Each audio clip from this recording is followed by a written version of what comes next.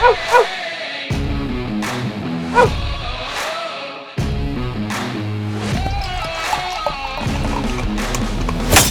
to another edition of the Dogger Pass podcast. This for UFC Saudi Arabia, coming from Riyadh. Adesanya, Imavov in the main event. Frankly, me and Cody were talking about pre. It's just like, this is kind of like a bad pay-per-view. Like, they've got, for a fight night, it's pretty stacked. It's because they've got all the monies over there in Saudi Arabia, the Middle East in general. So, should be a good night of fight. We're coming to you early because I'm going with Cool Bet. Cool Bet's sending me down to Costa Rica this week. I'm going to play in a poker tournament. More importantly, I'm getting out of the Canadian winter, which I don't know, Cody, about you, but it's been pretty brutal here. Cold, snow, lots of wind. Not a good time. I mean, my skin, there's like 98% of my body that hasn't seen a UV ray in probably like 3 or 4 months. So I'm pretty excited to get on the plane and get the hell out of Dodge tomorrow. But we couldn't leave you guys hanging. I don't know what my internet's going to be like down there. So we're like, we should probably record it on Sunday and get it up for the Dogger Pass faithful. Promo code Dogger Pass at coolbet.com for a match up to $100 on your first deposit, 3x rollover. And I think like the total of your bets have to be at least minus 200. So it's pretty easy rollover, very, very fair kind of welcome bonus. That's me doing all of the stuff I have to tell people before. How are you doing, Code? Yeah, doing good. Not going to Costa Rica and getting out of this Canadian winter, Paul. Thanks for that one. But yeah, outside of that, if you're a snowmobile fan, snowmobiling season has been excellent. If you are not a fan of the snow and the cold, yeah, it's been a particularly harsh one so far. But Paul, more importantly, not getting out of the Canadian winter, go represent Canada in this big poker tournament. I know you've played poker back in your college days, but you're gonna have to brush up a little bit. I'm sure there's gonna be a whole lot of sharks in that. But like anything, get a little bit of good luck, get a run of good hands. Hopefully, my boy Paul Shaughnessy walks away a big winner. This is a fight night. Yeah, you would normally think like, oh, it's a fight night and there's not much interest. But as Paul mentioned, so basically, the UFC's got money, of course, but they've got these investors from Saudi Arabia, from Dubai. They've got a bunch of money, so they're paying for all these fights. It's the same thing as boxing. It's like everybody wants to see Usyk versus Tyson Fury, but nobody can afford to put that fight together except for the Saudis. So they're putting on all the mega fights for boxing. They're essentially doing the same thing for MMA now. You could look at a UFC pay-per-view and be like, oh man, it's got 3 or 4 good fights on the pay-per-view. This is the exact same. They're just branding them as fight nights. This is not the first time. You've seen a plethora of fight nights with big name guys. You've even seen fights fall through, but like Nick Diaz was supposed to fight on a fight night over there against Vicente Luque. This card alone, you look at the main event, Israel versus Imavov. Just because Israel's lost a couple, maybe that can't headline a pay-per-view. But as far as a fight night headliner, oh my God, it could be a pay-per-view co-headliner. Magomed Sharapov or Shara Magomedov versus Michael Page, that could headline a fight night. Sergei Pavlovich versus Jairzinho Rozenstruik, I'm surprised that's not headlining a fight night. There's a lot of good fights on this card, Paul. But buyer beware. We just got out of a PFL in Dubai. And if your name ends with a V, it doesn't matter if it's an O or an EV. If it ends in a V and you're fighting in Dubai, chances are you're going to roll them up.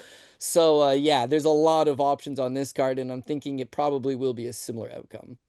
And if it goes to the scorecards in that part of the world, Yes. and you happen to, and you happen to end with an Ov or an Ev, you may get, like the 49-46s for Bellator main event there. Paul Hughes fought like an absolute dog. And I think like if that fight's in Dublin, like it could have been like flipped scorecards, to be perfectly honest. And then if it's in Vegas, it's a draw. Who knows? Yeah, it's probably a draw, right? Which I think it probably was a draw because of the point. But yeah, that's just the nature of the beast in the world of mixed martial arts. So we got Israel Adesanya taking on Nassourdine Imavov in the main event, minus 172 for the former champion in Israel Adesanya. Nassourdine can be had for plus 145. I'm not gonna lie, Codes. This line just seems like the biggest trap on earth, and I've been horrible. With Nassourdine Imavov. I mean, it's like one of those things. Like you watch tape, and then you get like one moment stuck in your brain, and then you end up like costing yourself a ton of money by like chasing that. That's what happened to me after like watching like Jordan Williams in 2020 against Nassourdine Imavov, like knock him down the first round. Imavov came back, won the fight by decision or whatever. But like ever since that day, I'm like, this guy stinks. And then he's rattled off a lot of wins to the point that now he's in a main event with a former champion on a big fight night card. So egg on my face. I mean, I bet like Cannonier by knockout. So I've been horrible with it. I feel like, I mean, Adesanya is 35 years old now. Last two performances have probably been two of his worst performances in terms of, what we expect from him on the feet. Like Strickland just backing him up and winning the striking exchanges. Duplessis being competitive, at least in the striking exchanges, and then kind of wearing him down and finding a finish when Dricus looked tired himself. 35 years old. Where's the motivation? I don't know. I think it's dog or pass for me. I don't know if I'm gonna bet this fight, but the short price on Adesanya just seems so Like it just seems like everyone's gonna be betting that this week. What's your take here? Yeah, so you said it best yourself. It's like, where's the motivation at? That's the question mark. How motivated is Israel Adesanya? Sorry, when he's motivated, I think he's amongst the best guys in the division still. Yeah, takedown defense could still be an issue, but I don't really see Nassourdine Imavov being the guy to go to the well with takedowns over the course of a 5-round fight. So I think if it stays striking battle, a motivated Israel Adesanya, again, he can beat anybody within the division. It's where's that motivation at? When you look 2 fights back against Sean Strickland, he's the champion at that point. That's where I don't think he's that motivated. Yeah, he's headlining in his own backyard and he has all of his fans and City Kickboxing's littered across the entire card. But Sean Strickland was kind of an unheralded challenger. Izzy's a big favorite. He's got a big run of title defenses. He's been known to get into some boring performances like the Yoel Romero fight where he just kind of stands in front of his opponent. And I think he kind of mailed it in. I think he wasn't expecting that version of Sean Strickland that would just dog walk him the entire time. The knockdown, it comes off nothing more than Israel's just caught off guard. Like he didn't see it coming. He was surprised. He was surprised that, damn, this guy's actually wants it, coming forward, taking my best shots, and he's out hustling me, so to speak. His very next fight against Drake is I think he comes into that one highly motivated. I think he went back to the drawing board. I think he got in shape. I think he got his cardio in check. I think he made all the right decisions. I bet Dracus in that fight, thinking Dracus would be able to take him down, and it came back to motivation. He looked so unmotivated against Sean Strickland. Then he retired after the Sean Strickland fight. Then he decides, oh, I'm coming back and I'm going to take on Dracus because it's an immediate title fight. So I had my doubts. Watching that fight live and even watching it back, Israel Adesanya is winning the fight. He's I mean, 4 rounds haven't completed, but he's going to be up 3-1 in this fight. And then just crazy. Tricus has a way of doing this in a lot of fights where he's probably curled over. He looks tired. He's huffing and puffing. He's sloppy all over the place. And then, boom, the finish comes for him. So Dracus kind of does that. You can't really put too much account into it. What I did take was that Izzy striking was looking good. He did get taken down 3-4 times, but his takedown defense largely had checked out. And, you get caught in a rear naked choke by a guy that's currently a world champion. Like, that's the unfortunate bounces of MMA. But again, I think that causes him to go back and say, I still want to fight. Well, how do you keep getting better? You have to make those improvements. He's got the money, he's got the name, he's got the fame. At this point, he's fighting for like legacy. All that's already been established. I think he's fighting because he's got something to prove. And coming off these 2 losses, he's got a bit of a chip on his shoulder. So honestly, I think that -173 isn't the greatest price tag going. I'm going a lot of I hope Izzy's motivated. I hope Izzy wants to do it, but he knows that there's big fights ahead. He knows there's big paydays ahead. He knows that he can still be a top competitor. And I do feel like Israel Adesanya does got something left to give still. Now, Nassourdine Imavov, meanwhile, very much just like you, Paul, I kind of keep getting caught by this guy in that I do go back to the Jordan Williams fight, but I go back to the Jordan Williams fight, the Phil Hawes fight, and the Sean Strickland fight, which I get he was given 10 pounds up to Sean Strickland. It was kind of a short notice fight. But in all 3 of those fights, boy, does he gas, man. He gasses hard. Yeah, he's a French striker. They call him the sniper. He's got nasty striking, originally from Russia. The guy's a better striker than he is grappler. He's not necessarily the scary Russian wrestler guy, but he's got excellent striking. It's that his cardio just doesn't check out. So I've been fading him as of late on the basis of I think he's going to tire out. The Roman Dolitz fight, they were both tired, but he had a lot better cardio than Roman Dolitz. That's what won him that fight. He outlasted him. He beat him up, takes him at the full 5 rounds. And then the Jared Cannonier fight, I tried to fade him against Jared Cannonier. So old boy Cannonier, a little bit older, still got something left in the tank, and he had 5 round experience. He had fought 5 rounds a bunch of times. And Imavov, I'm still trying to poke holes at the cardio.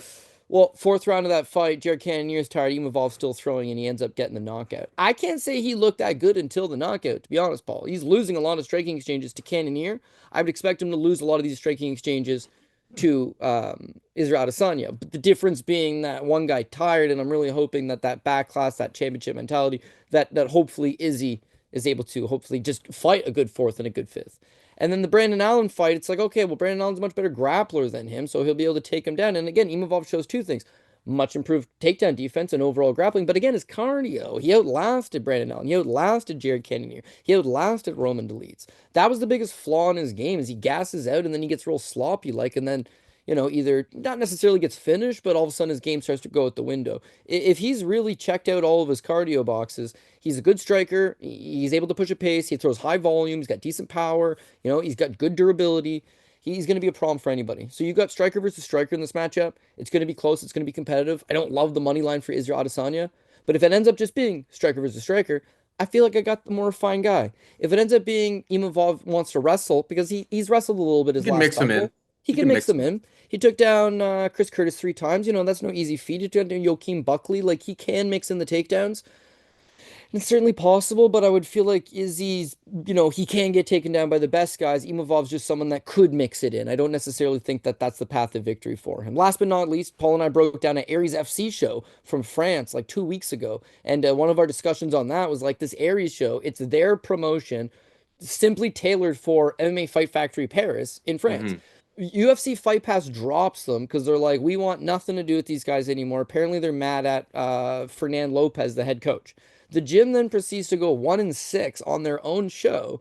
And Francis left there, obviously, super infamously. So it's no knock on Imavov. He's getting world class training and he's fine. But if you're looking for an Imavov to jump to the next level, maybe it's not quite there yet. Maybe it's still another few years away, or maybe he needs to change his training situation, or maybe none of that matters. But I will go with the champion not the champion, he's not the champion anymore. I will go with Israel Adesanya, the former champion, sorry, to go out there and handle business and get the job done. I'm expecting a close fight. I'm not faulting Imavov backers, but personally, if this does play out to be a 25-minute striking match, give me Israel Adesanya. All right, we've got Shara Megamed. All right, we got Shara Magomedov taking on Michael Venom Page, -172 for Magomedov. Michael Page, +145. Fight's taking place at middleweight, probably as like partially like an emergency type of situation. If something happens to the main event. Michael Page, I mean, at 185, it's just like he's very scared. I know like he's got the reach advantage here. Um, he's taller. He's got those types of things going for him. But like he was just fighting at welterweight, just fought against Ian Gary, and it was like an absolute stinker. 21 significant strikes to 19 significant strikes. I've been looking for a spot to fade Magomedov, but I don't know if this is the spot. A guy who can probably go tit for tat with him in the striking exchanges. But I think if Magomedov does a little bit like standing cage control, that type of stuff, can kind of wear him down in that realm. Another guy who's got an OV but doesn't have that wrestling pedigree at all. I mean, it's going up to like -200 in some other spots right now. We'll see. It's possible. I sure as hell won't be betting Magomedov at -200. We'll see if I get to Michael Venom Page. I guess it's dogger pass for me, but probably another pass. Like I don't love this from a betting perspective. What about you? Yeah, so honestly, if you're going with the trend of Russians winning in Dubai, not only do you have Shara Magomedov, another OV, but he's a big star over there. Like, I'm pretty sure he currently resides in the Middle East. And again, I mean, he gets tons of publicity. He's making tons of money. He's a big fan favorite over there. I would say all indications that they're trying to get him a win, but this is not necessarily an easy matchup. So Paul outlined the biggest red flag is that Michael Venom Page jumping up to 185, and he's taller than Shara Magomedov, has a longer reach than Shara Magomedov. But you will see frame wise, like yeah, he's most definitely not a middleweight fighter, and I do think that's kind of going to be the biggest difference maker is that you'll have Michael Venom Page presenting a whole lot of tricks and setting traps and using his footwork and using a speed advantage. And one, not only is Michael Venom Page a fast fighter, even at 37, still a very fast fighter, but because he's moving up to 185, that's the one thing he'll take with him. He's going to be hella fast as a middleweight. I just don't really think he's going to have that much pizzazz in his punches. Back in the day in Bellator, he's icing guys in the first round all the time. But the higher the level of competition when all of a sudden it's like one single rinky-dink shot that they don't see coming, is not necessarily going to get the job done. He developed in more to a points-based guy, kind of like a Stephen Wonderboy Thompson. If you don't mind your P's and Q's, he'll knock you out senseless. If you do mind your P's and Q's, it's a lot of jabs and side kicks and just, one shot at a time. So Paul mentions the low volume that you're seeing out of Michael Venom Page's last couple fights, and that's exactly it. Holland did take him down a few times, but overall, his striking affair with Kevin Holland, it's very much low output. His fight with Ian Gary, a lot of people were talking about how good he looked, almost beat Ian Gary. 1-1 going into the third. Bad decision in the third gives Ian Gary a back take. Ian Gary rides at the back take, wins the fight. Otherwise, very close competitive fight and a great feather in his cap, but hardly lands anything. So in Dubai, when you're fighting a fan favorite, a guy with this undefeated record, a guy that the UFC is clearly trying to market, I would think that you're either going to have to flash knock him out, like completely put him out, or just put a sound beating on him. And the bigger shots will be coming from Shara. Volume, you would really have to think comes from Shara. And here's I had a little tinfoil hat theory, but I'll tell you why I blew it up myself. Is that Michael Venom Page is an elite level like counter puncher, picks angles. He's a sniper. He very much just finds those holes. Okay, and Shara is missing an eye, so he can't see shots coming off one side of him.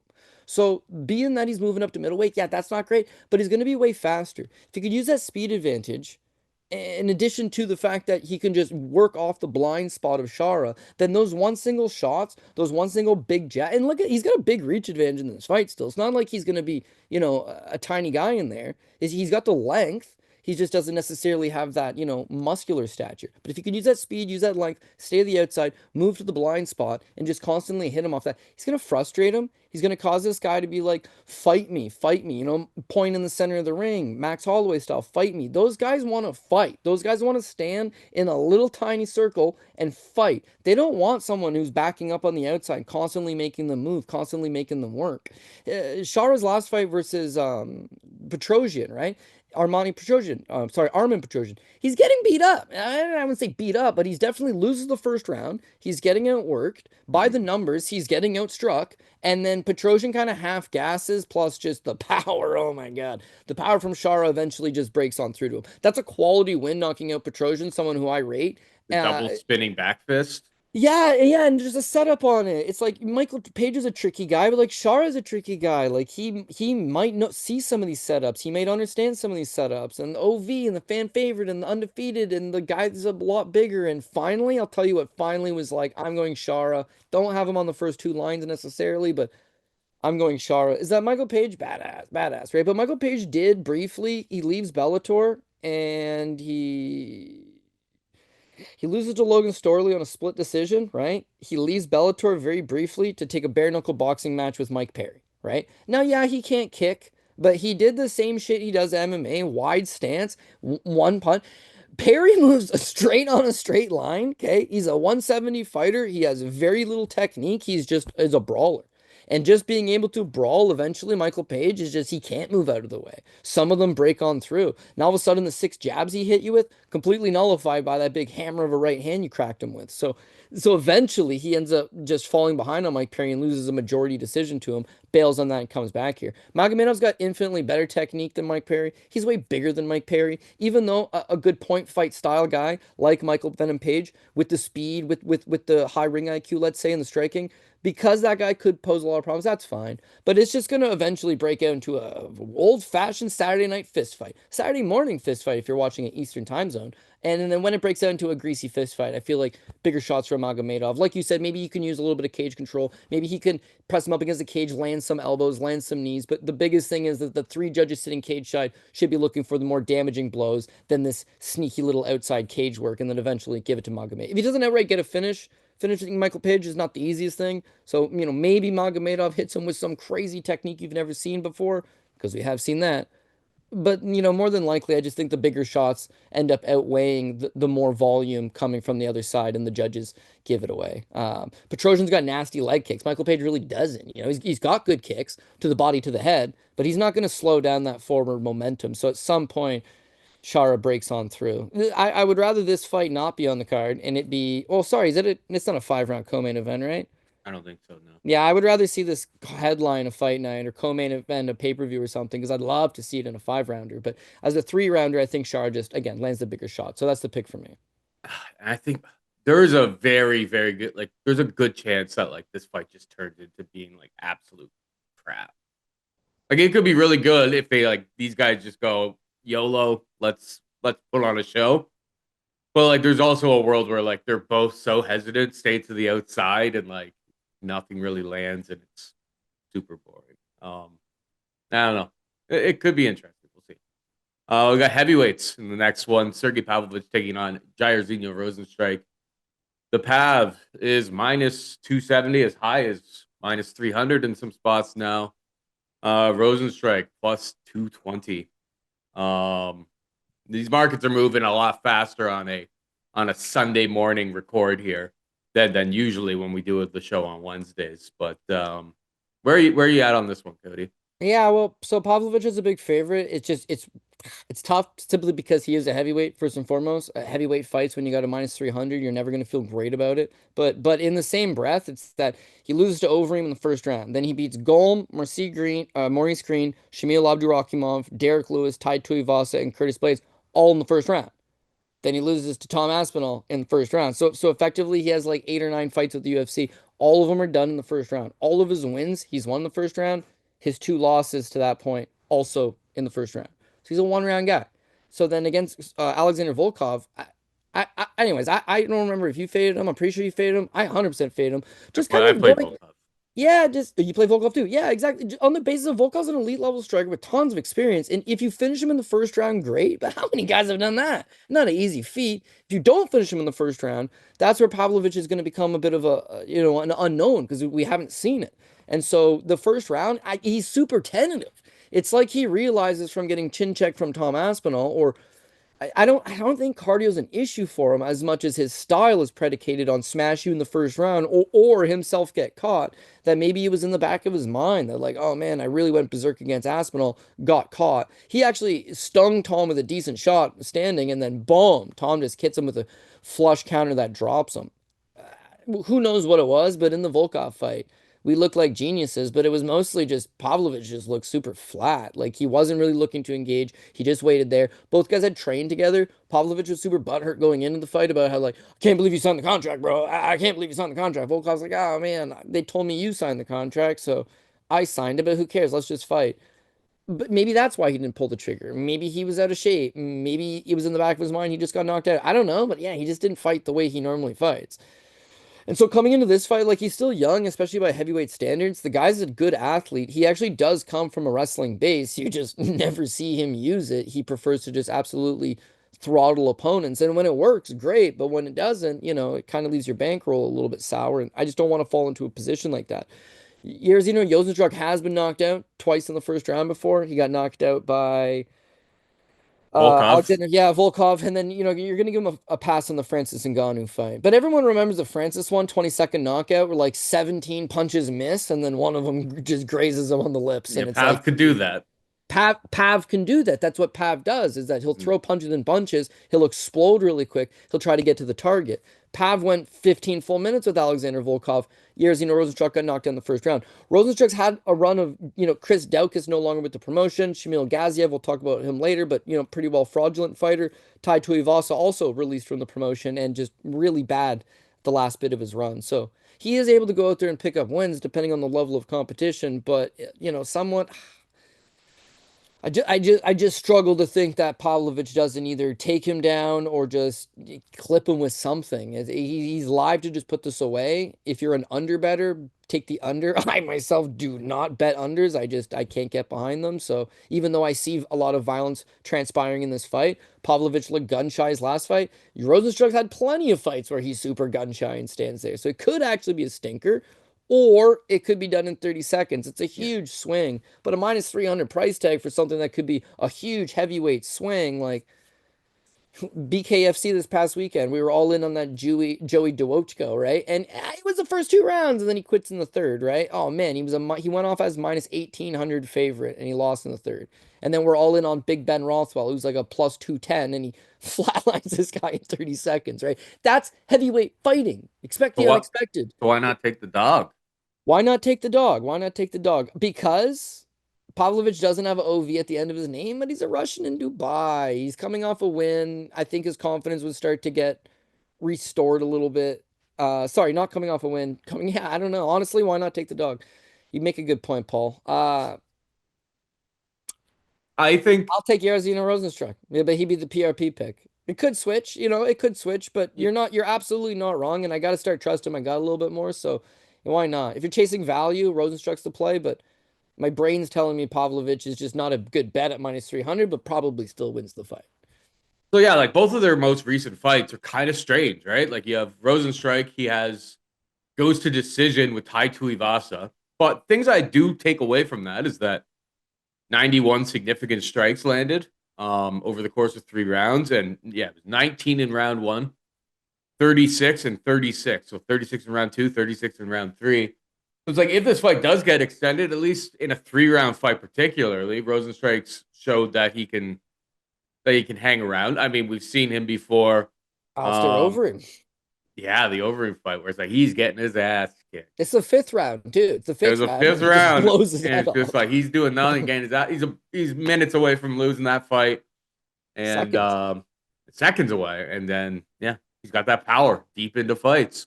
So that's one thing that's super dangerous about him. And I guess yeah, Pavlich. We've always heard that this guy can wrestle a little bit, but he's never really shown it. Maybe he figures that this is after taking 2 straight losses now.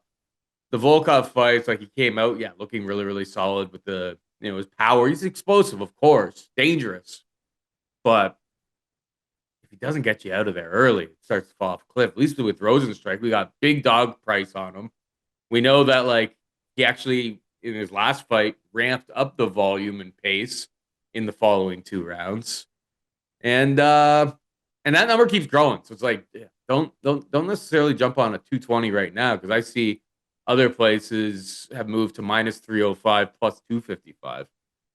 I find right now with like the markets, a lot of the favorites get steamed early in the week. It's like if you're a dog better, it's like you kind of wait until like fight day, to be perfectly honest. That's what I am. There's been a lot of times I've been betting dogs. I bet them too early because I say it on the show, yada yada yada, and then I'm like, well, I got a crap number. I gotta be more patient. But Rozenstruik. So this is another fight that's dog or pass, but it's actually gonna be. I'm gonna end up with money on Jairzinho Rozenstruik this week for sure. Said Nurmagomedov takes on Vinicius Oliveira minus 185 for Nurmi plus 155 for Vinicius. Who you got? Yeah, so normally I would sit here and talk to you about how Said Nurmagomedov hasn't fought in like 16 months or almost 2 years. So it's been a bit of a layoff for him. And then, that makes you a little bit nervous. He's a guy that has lots of talent, but where's he been at and injuries and all that. But I think I've learned my lesson on that, Paul. So you'd have to go back to Ulanbekov, right? Tagir Ulanbekov fought like 2 weeks ago. He hadn't fought in like a year and a half. Talked about the angle of maybe fading him. He's pulled out of 7 UFC fights, hadn't fought in a year and a half, flyweight. And dude, I'll admit he looked pretty damn good, especially off the layoff. Like his wrestling is what won him the fight, but super physically strong. His striking had looked good. His cardio ended up checking up, and I tried to cash a dog pick on Carpenter, who I thought fought very valiantly. Ulanbekov was just the much better man. Fast forward to the PFL show on the weekend. It's like you knew all these Russians were gonna roll. Just had a feeling that maybe one of them was gonna blow it. And then that was that spot versus Nate Kelly, where this guy hasn't fought in almost 2 years. He's pulled out of a bunch of fights. God damn, he looked really good, Paul. So, like, yeah, whatever. They've been off for 2 years, but they've clearly not been off doing nothing. I'm not gonna say they've been off cycling steroids or anything crazy like that, but like they're not just sitting on the couch eating a bag of potato chips. They generally come back and they're pretty good. When you look at Nurmagomedov, absolutely zero relation to Khabib. Let's get that out of the way. But Said Nurmagomedov, I mean, he's a top level fighter when he's on the top of his game. Not really a wrestler like you would expect from a guy named Nurmagomedov, but one, his striking is very, very good. Spinning back kicks, a whole lot of different looks. He gives you, causes you to think about different stuff. He changes levels. He'll work the head, he'll work the body, he'll work the legs. Very versatile all around with his striking game. His wrestling game, like it's there, it exists. It's just really not his go-to. What he will go to is he'll snap onto your neck and he'll grab a guillotine choke. And if he does, absolutely beware. He's got some very nice wins, specifically just by guillotine. When Gafarov, that one aged well, choked him out in minute 13. Cody Stamen's really hard to get out of there, and he got him out in 47 seconds with a guillotine choke. And then his fight with sorry, he's got three of them. Wingafarov, Sayakub Kakramanov. Kakramanov is really good. Kakramanov took him down 5 times, and then Saeed just waited for that one opportunity to latch on to the guillotine choke, and he choked him out with it. So, he's not, I would say he's versatile, and then he can beat you striking, and then you are likely going to shoot the takedown on him, and he'll either stuff it or he'll be able to latch onto the neck. So I like what he brings to the table. It's just, there's been a layoff, and there's been some injuries, and there's been some fight cancellations. So it's hard to say this is going to be the best version of him that you've ever seen, but with those other Russians coming off a long layoff, especially in lighter weight classes, higher weight classes, Russians, they're not that good. Well, Ankalaev is a good 205er, but where's the rest of them? And where are the heavyweights? Is Pavlovich the best one? Where are the rest of them? And where are the big Russian middleweights at? But you get those lighter 25, 35, 45, 55, 170. It's all Russians. They're so goddamn good. So, and again, it's like I just keep going back and forth that if Saeed comes out as a good in-shape version of him, then how does he match up with Vinicius Oliveira? Well, as far as the striking goes, Vinicius is getting away with being that he's just a very big guy. Like, he's huge for the weight class. But then when you look at the numbers, he ain't no bigger than Saeed Nurmagomedov. Officially, Vinicius is 5'9" with a 70-inch reach, right? Saeed's 5'8" with a 70-inch reach. But when you watch Vinicius, his last fight is Ricky Simon. Well, Ricky Simon's 5'6" with a 69-inch reach, so he's small. When you look at Bernardo Sopai is 5'6" with a 65-inch reach. Vinicius looks huge against those guys, and that's how he's winning. Is that they can take him down, but he's so much bigger than them that it's hard to take him down. And then when they're striking, hard to hold him down. Yeah, it's hard to hold him down. And also when they're striking, he's landing just the bigger shots. He's got more power. He's got more. He doesn't necessarily have the better technique, but when he hits, it's a lot more impactful. Now, I will say in the Sopai fight, Sopai is at the time 23, making his UFC debut on a week's notice, wins the first 2 rounds, and then he gets caught with that flying knee after he gasses out in the third. The Ricky fight, going that Ricky took him down twice on 10 attempts and couldn't hold him down at all. That was a beautiful performance by Vinicius. But watching it, you can just tell Ricky's just done. He's done. That he's at the end of his line as a competitive prize fighter. He's been hit in the head before. He's been tired before. He's been hurt before, and he just goes through the motions. He does not commit to any of those 10 takedowns. He shoots a half-hearted takedown, and as soon as there's the smallest bit of resistance, he just breaks away and goes back to range again. So winning 2 good fights against a couple guys that are 5'6", that you were a better striker than and much bigger than, well, yeah, that's one thing. But Saeed does have a wrestling advantage over Vinicius. If Sopai's taking you down, I can't imagine that Saeed can't mix it in, and that's not his primary skill set. His primary skill set would just be faster than Vinicius, be the better striker than Vinicius, outland him. Of course, if he latches onto the neck, he can make something happen. He's got a beautiful guillotine choke. But beyond that, is just use your speed and your striking advantage to set up the odd takedown. The fact that he's not that much bigger than you, he's not going to be able to just weight bully you in this type of fight. I would think that Saeed ends up getting the job done more oftentimes than not. So I will take the OV Russian in the Middle East here. I think Saeed Nurmagomedov gives a good representation of himself and picks up the W. Yeah, Vinicius has been finished 3 times in his career. They're all by knockout, which kind of curious. I mean, we haven't seen too much like crazy power, I suppose, from Nurmagomedov. Unless he's just got a nasty, right? Because spinning. He did it to Ricardo Ramos, a spinning back kick knockout, and then Mark Strigley knocked him out in 51 seconds. But the guillotine seems to be like his best tool.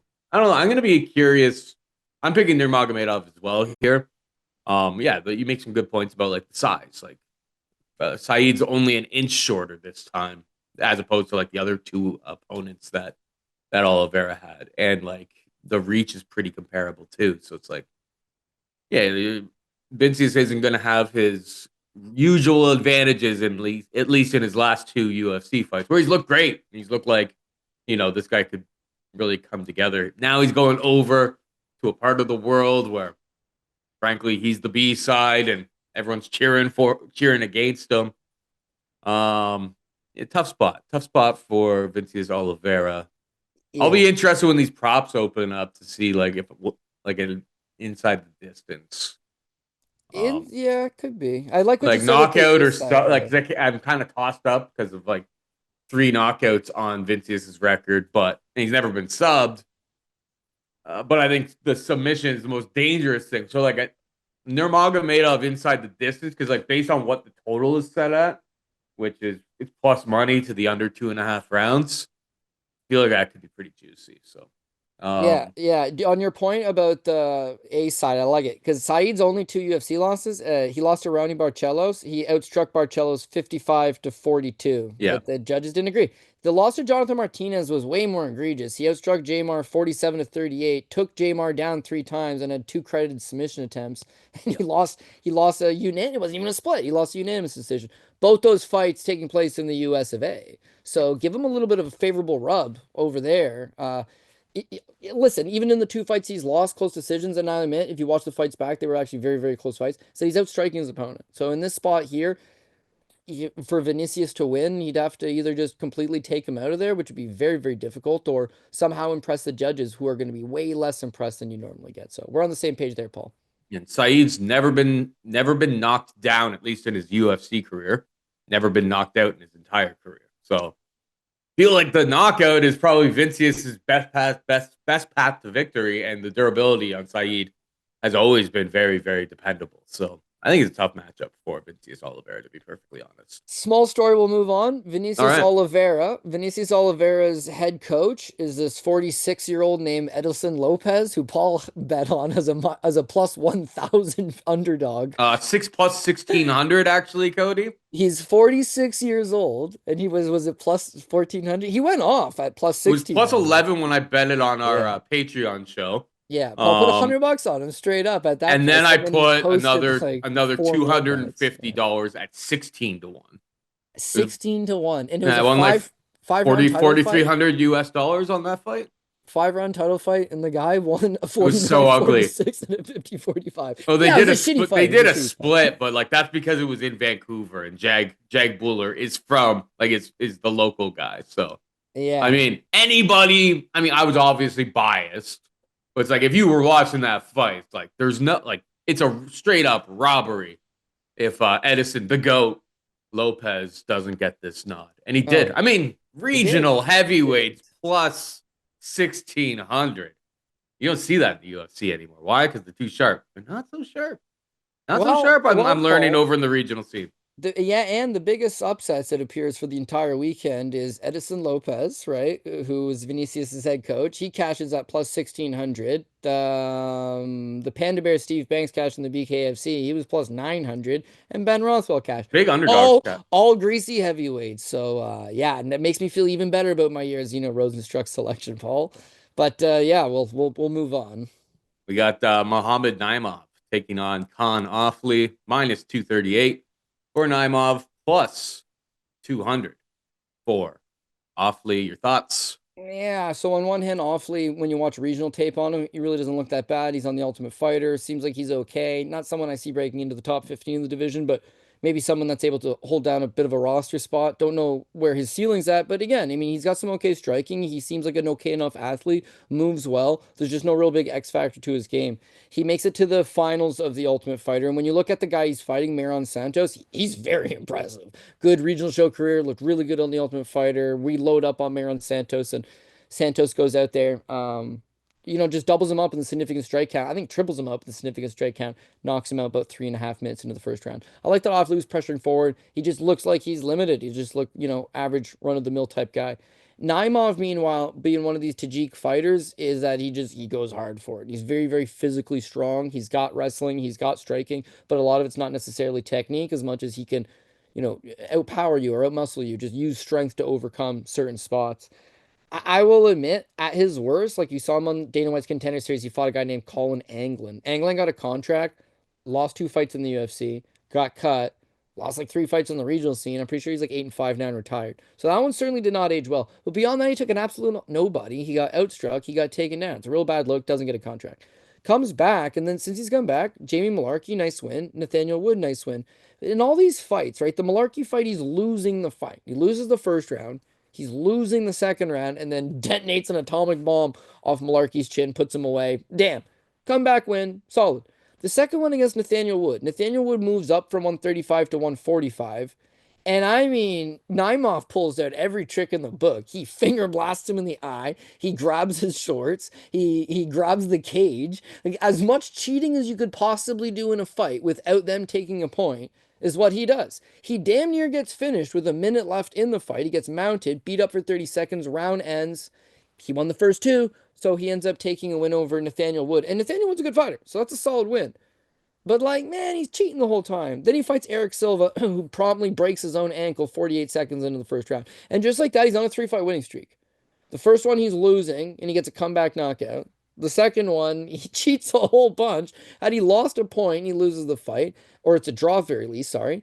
And he almost got finished with a minute left in it. And then he gets Eric Silva that blows out his own ankle. So he's just one of these guys that when he wins, it's going to be that kind of scenario. He either catches the guy or something crazy happens in the first, under 1.5 of the round. And then his next fight against Felipe Silva, I load up against him. I like Felipe Silva. He's the former Octagon MMA champion over in Europe. He comes over, short notice, sure. But he beats Naimov. He chokes him out in the third round. But Naimov's good, man. I mean, he's very physically strong. Like, he's one of those guys that if you do beat him, it's almost certainly never going to be an easy out. Like, you're going to probably go to a hospital afterwards, even if he doesn't knock you out or give you a concussion or cut your face open. Like, you're probably going to blow your shoulder out, trying to wrestle with him, or you're probably going to hurt your knee in one of these scrambles. Like, he's just a very rough, tumble guy. So, with Ofli, it's like Ofli likes to be the one coming forward, but Naimov just seems like he's just the more of the aggressor. He's got the heavier shots. He's fought the better level of competition. He seems to be more durable. And I can fault him all day for that Dana White Contender Series loss, but it's almost 5 years ago now. He's only 30 years old. These Tajik fighters, they know what they're doing. And again, it's that physicality they bring that often gets them the job done for them. So it's another one of these fights. I'd say I don't love the money lines. I don't love Naimov, but I think he's the full favorite here. I do agree with it, and I will be picking him. Yeah, and like I don't have too much to add to that except the fact that like that loss to Felipe Lima last time out, it's like that guy looks like he's gonna be Felipe Lima's solid. like he's gonna be he's gonna be a problem. Like he's gonna be Naimov definitely like a top 10 kind of potential, maybe even further than that. Like I mean, how old is Lima kid? He's only 26 still. Seems to have skills in all sorts of in like every department of the game. So yeah, that's an interesting guy to look forward to in 2025 here, but I wouldn't read in too much too because I feel like Kaan Ofli would also get absolutely starched by Felipe Lima. Yeah, my only hesitation is laying a minus 238 wood on Naimov, but he will be my pick as well. We got Gaziev taking on Thomas Petersen. Greasy heavyweight fight, Cody. Just filth. Take the underdog, baby. Let's take the underdog. Are you taking the underdog? I think I am. The only thing that could screw me is going to be a really bad fight. It's going to be a really boring fight. It's mostly going to be up against the cage. If the fans cared, if it was American fans, North American fans, they'd all be booing. Over there, I don't think they're going to boo as much. But like Shamil Gaziev won Russian, won EV, but he represents Bahrain. He spent like a lot of time down in the Middle East. He's got a lot of big sponsors and backers at KHK over there.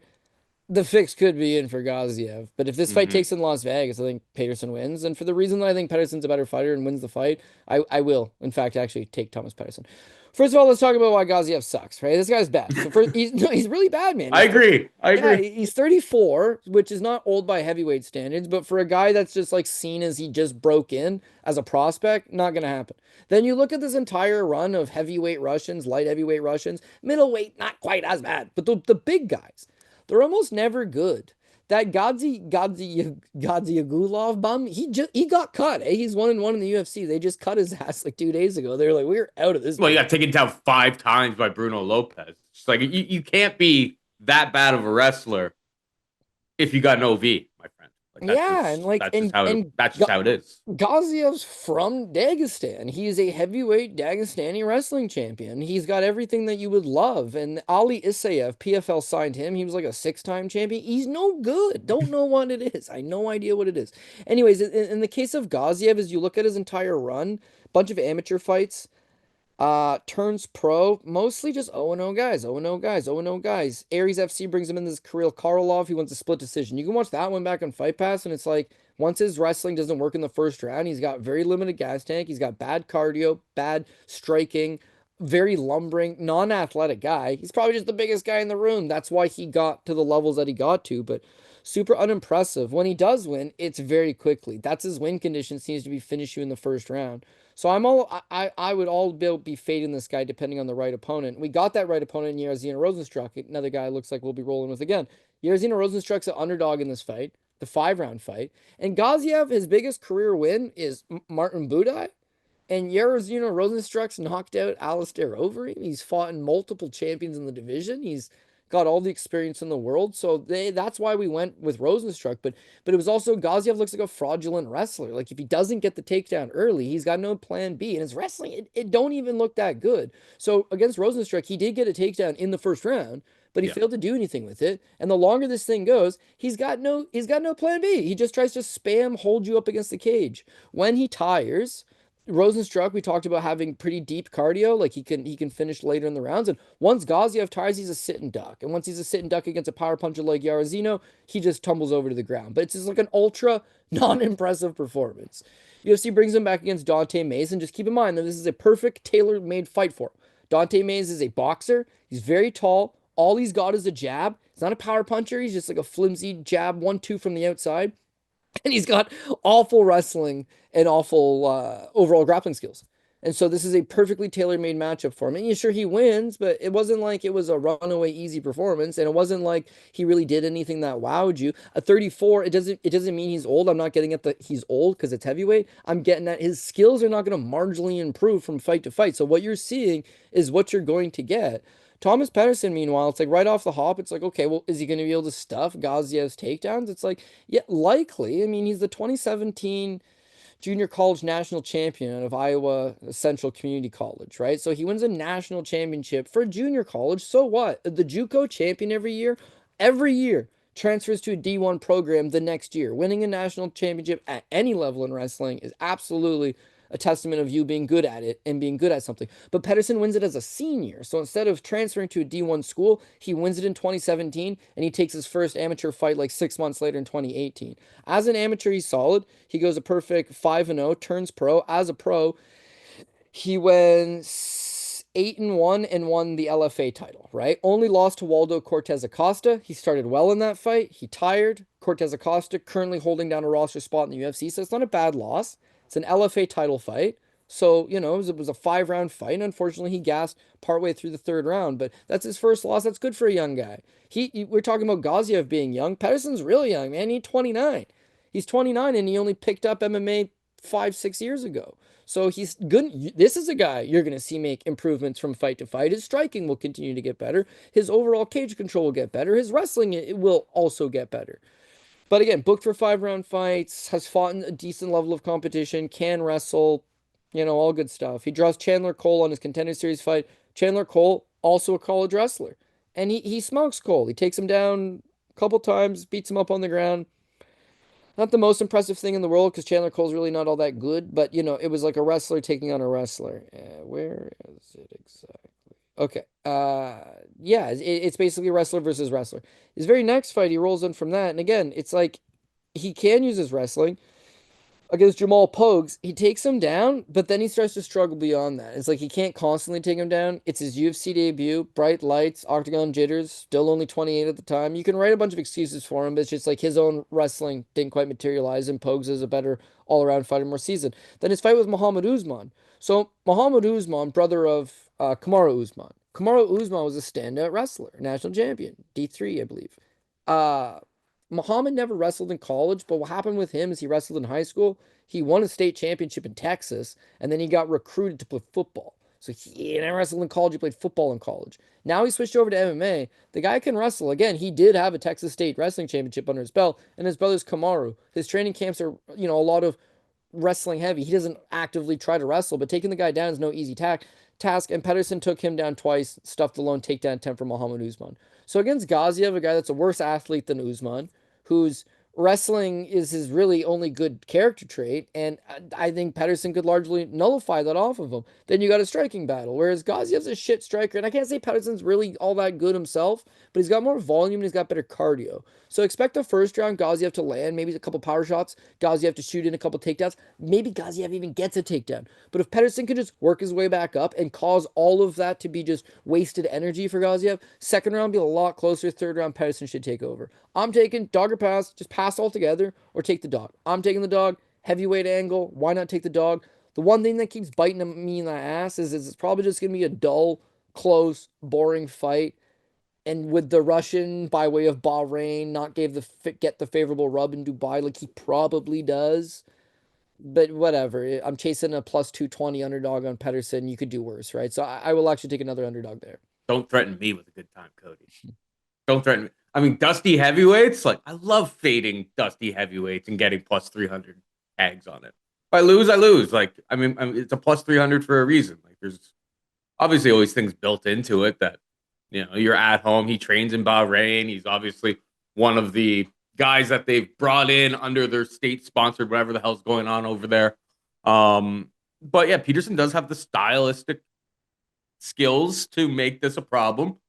And on top of that, it's like, Muhammad Usman, he's not Kamaru in terms of the wrestling. Don't get me wrong, but 2 takedowns there, 76 significant strikes. That's what I like here. If the judging is fair and balanced, which it may not be, you have to be prepared for that. But if it's fair and balanced and wrestling gets negated and one guy puts up like a Gaziev just rarely ever puts up any sort of volume.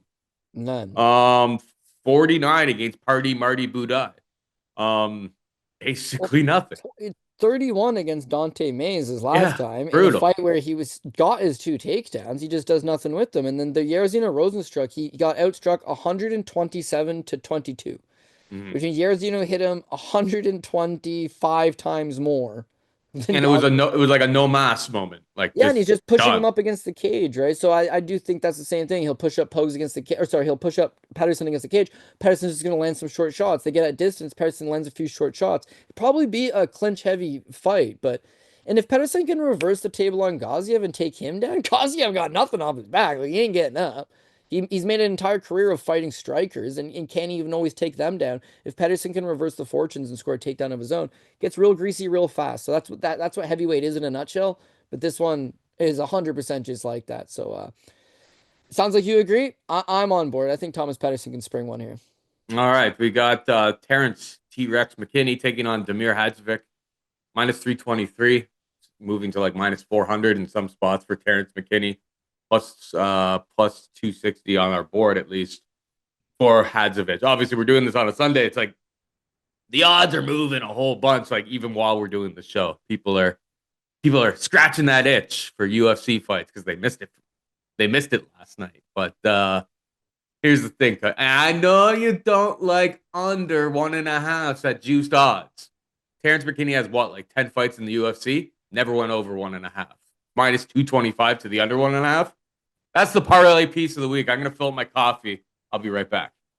Okay, well, just to play devil's advocate, but Paul's actually right. Like Terrance McKinney, you look at every single fight's like that. But just here's your little don't remortgage your house to hit this under. First of all, unders are garbage, man. They're very unpredictable.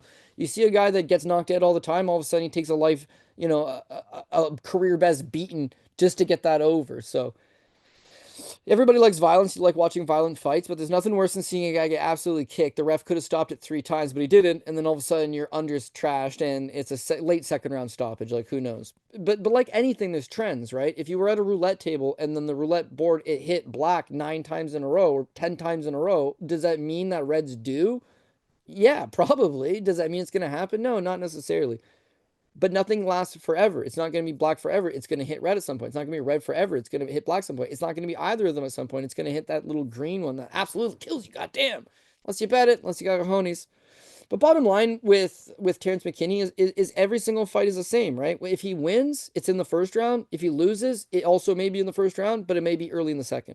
He loses to Sean Woodson, second round flying knee on the Contender Series, under 1.5. His fight with Matt Frola, 7 seconds. Obviously, under 1.5.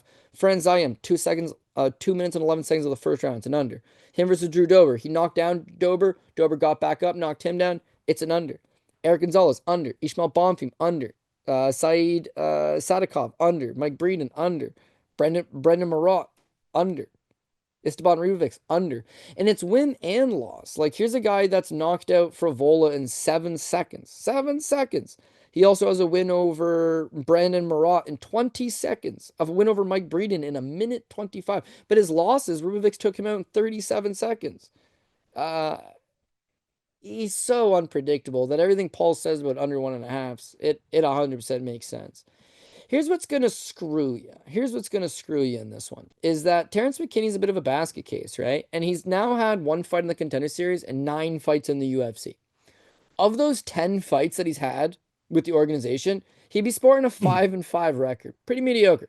Those 5 losses he has, he's been finished in all of them. Ribovic just knocked his shit in 37 seconds with a head kick. You know, Bonfim knocked him out with that flying knee in the first round. Like, I just partly feel like he doesn't want to get hurt no more. But he has a really good wrestling game. Like, he comes from a wrestling background. You actually do see in some of his fights, he'll take the guy down and smash him. The Bonfim fight, he won the first round. He took Bonfim down and controlled his back. He can wrestle, he can grapple. It's just he doesn't have enough cardio. So if he tries to do that, he'll gas out. And then if he gasses out, he's just going to get finished. And Paul's 100% right with that. But Damir Hadzovic hasn't fought in 4 years, so you don't know what version is coming out. And if McKinney had won his last 2 fights by knockout, they're just going to meet in the center and they are going to throw down. But in this instance, I feel like Damir's only win condition is knock you out standing, and he's got a very, very, very weak wrestling game and takedown defense and grappling overall. It's because McKinney's coming off a loss. He's not going to bum rush him and just start throwing. That's his way. That's how he's going to lose. He's going to come and he's going to take him down. And he might take him down, he might smash him. Or he might take him down, gas himself out, and get knocked out early in the second round. But if he's using his grappling instead of his striking as a primary fight path, it's going to slow the clock down, and then you might get screwed. Nothing lasts forever. There's a run of 10 straight unders that have hit. Yeah. Eventually, it's going to blow it. So, yeah. Can I make a counterpoint? Yeah, absolutely, yes. The Sadikov fight, he tried to do that. He tried to do that, and he just kind of proved to himself because he had wrestling, top control, and he got 2 takedowns, a bunch of control time. What happened? He didn't have cardio in round 2. He doesn't have the cardio to do this. So it's like, I think after that fight, he goes, all right, we're going YOLO mode again. And he knocked out Breeden, he knocked out Marat, and then he got knocked out by Ribovic because Ribovic is a dog. Fair. So it's like, I think he knows that it's like he doesn't have. Frankly, we've talked about it a bunch of times. Like, if the UFC was 1 5-minute round, Terrance McKinney would be an absolute animal. But yeah, I mean, he's got like 4 minutes of cardio, and I haven't seen any signs of improvement happening. So, yeah, Sadikov, he literally tried to do that and then just got finished in the second round. Yeah, you know what, and you're 100% right. I'll just make this last counterpoint, and we could go back and forth all day, and it doesn't mean anything. But Paul's saying 100% makes sense. The one thing I will say is that he tried that path with Sadikov and Bonfim. It didn't work in either of them, so Paul is not wrong. But Ishmael Bonfim was 18-3 in a BJJ black belt. Nazim Sadikov is 8-1 in a BJJ black belt. Those guys are both really good grapplers, very strong physical, good takedown defense, make you work, holding them down's tough, grabbing a position and maintaining the position is tough. That exerts you. Hadzovic can't wrestle for shit, and that's been the knock on him, like quite literally his entire career. He's the Bosnian Bomber. How they let him get away with that nickname, I'm not so sure, but it sounds badass. Let's roll with it. If he touches you, it's over. But that's literally all he's got is big power standing. He's got no defensive grappling. His last technical MMA fight happened in July 2022, so 2.5 years, and it's against Mark Diakese, who took him down 8 times. Now, Diakese didn't do shit. He took him down 8 times. He landed 13 strikes. He struck him 13-5 in one of the worst fights you'll see in recent memory. But the 8 takedowns are money. McKinney could do the same thing. Yeah, he's normally just a violent guy, but why not just get an easy takedown and maintain some top position? You need a win to get back in the win column, to get your confidence going, to get both of your checks, to not get hurt. If he loses this drops his official UFC record down to 4-5, but then his overall record with his contender series loss would be 4-6. Like now you might get your walking papers. You missed the GFL draft. Don't worry. No, those are guys are going to get paid, so you're not missing out on anything. But what are your other career options with a 4-5 UFC record? So yeah, a win here is actually detrimental. He could take that. But Yancy Medeiros took him down twice. Hanato Moicano took him down once. No fault there, but everyone will remember that one. At least if you were watching the sport back, in 2020. But Moicano takes him down so easy and chokes him out with a rear naked choke. So 44 seconds into the first round. And Yeah, then as McKinney sucked. they go to the commercial, right? But the live feeds on both of them. And then Damir's like, man, I wanted to fight. And Moicano's like, oh no, I know, man. I wanted to fight too. And then Damir's like, then why did you take me down? And he's pissed. He's like, then why did you take me down? As if to be like, I can't wrestle or grapple. I thought we were gonna fight. But this is MMA, right? And if Terrance McKinney was on that 2-fight winning streak over Breeden and Brendan Marat, two bums, neither of which are on the UFC roster right now. Marat especially. How the hell did he ever get up in the UFC roster? Your confidence is high. You're like, yeah, I'm going to meet this guy in the center of the cage. I'm going to smash him. Because he just got knocked out in 37 seconds, and he's fighting a guy whose only win condition is stand and bang, I think he does what Moicano does, which is just take the path of least resistance. Prior to that, Christos Giagos took him down 6 times. Marcin Held took him down 4 times. His overall takedown defense in the UFC is 34%. But I'll give him this. Mark Diakese took him down 8 times, but he lasted a decision. Christos Giagos took him down 6 times, beat him up, but he lasted a decision. Alan Patrick took him down 9 times, but he lasted a decision. Even his fight with Marcin Held, he loses the first 2 rounds, and then the third round, Held rolls for like an Imanari roll, and then he just blasts him in the face with a knee. And he won the Held fight with a third round knockout in a fight that he's otherwise losing pretty handedly. So I just don't think McKinney or his coaches or his training partner, like, why would you tell him bull rush this guy and strike? You don't have to do that, though. You get the takedown, you get a submission. This guy hasn't fought in 4 years. He has been subbed twice. He doesn't really get knocked out. Damir doesn't get knocked out all that often. Dude, he didn't get subbed through 2 rounds with Marcin Held on top of him. That's super impressive. You say he's been subbed twice, but Moicano subbed him almost 5 full years ago, and then before that, I don't know when he got subbed. When he gets subbed before that, but probably back on the regional scene years and years and years ago. So this is just it's a 1.5. It's a 2.5. It's like, how the hell is this thing gonna make it? I'm loading up. I'm loading up on the under 1.5. I'm loading. But a 1. I'm loading up. I'm loading up. Terrance is obviously the pick. I think you take the pick because I think he pursues the wrestling easy path to victory. But for Hadzovic, the being off for 4 years, what has he been up to? How is he even still on the roster? I'm not sure. He's 38 years old. It's just a giant red flag and a giant unknown. So betting McKinney is like, it could blow up in your face just as easily as it could pay out because he fights like a fool. But if he just decides to fight like a half fool, take him down and then act like an idiot, but take him down first, then I think McKinney wins. So the McKinney's the pick for me. The over-under, I'm actually tempted to take a few shekels at the over, being that it's a good plus money, but to be honest, I'm just not an under better in general. So if you guys want to play that, that's up on you. But I wouldn't. I wouldn't really have. I'm not touching McKinney money line with a 10-foot pole, man. Yeah, well, that's insane. McKinney's a fool. Yeah. All right, let's move on. Let's move on to the next fight. We got Mike Davis taking on Fair Ziam. Mike Davis -147 favorite. Ziam could be after +124. Who do you have here? Yeah, I'll roll with an underdog. It's a dog or pass type fight for me. Ziam's a young kid that's just made a ton of improvements. Again, he's a training partner of Nassourdine Imavov's. He trains Bueno with that crew out in Paris, and though his grappling would definitely be his deficiency, very nice striking, which you see from almost everybody out of that gym. Weak grappling, but he's young. And there's an ability to get better. There's a lot of Russians in France, and they're helping these French MMA fighters get their overall wrestling up. He trains with a bunch of straight from Dagestan, Chechnyan wrestlers, and it's starting to rub off on him. When you first saw him come to the UFC, he's like 23, and there's a giant glaring hole in his takedown defense. But now, that's 4 years ago. Now he's 27. Now all of a sudden, it's like that's a part of his game that, he, from time to time, will mix in. Again, I do think he's best when he's striking, but win over Jamie Malarkey's a nice win. His win over Jai Herbert, who had once upon a time dropped the reigning champion of the division, Ilia Topuria. So that's really not a bad one. His fight with Matt Frevola, that was the big one to me. Frevola trains with Aljamain Sterling. Frevola trains with Murad Dvalishvili. He's a BJJ black belt, and he's a big, rugged guy that's got decent wrestling. I've met him in real life, and most fighters, like anybody you see on TV, when you see them in real life, they almost just always are smaller. Other than Matt Frivola, dude, when I saw him, he's huge. This is a big boy. So for Ziam to stuff more of the takedowns, to take Frivola down 4 times, to tire him out, and then put a beating on him, it's methodical. His cardio's good. His grappling's improving. His striking's good. He's a guy that is not excelling in any one area right now, but he's shoring up his holes in all the areas. Super serviceable. Still only 27, making improvements.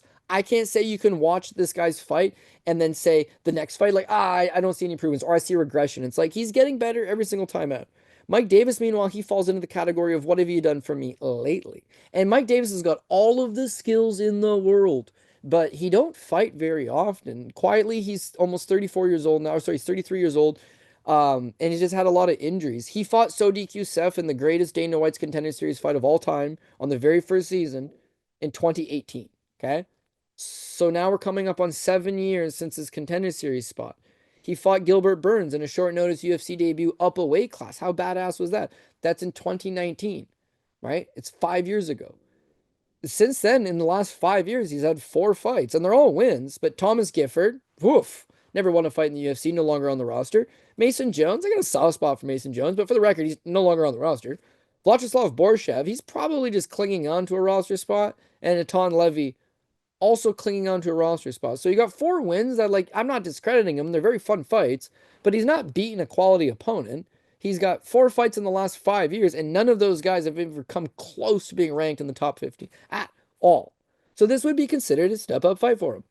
And then you go back to the Thomas Gifford fight. Gifford's a bum, but Gifford hit him 88 significant times.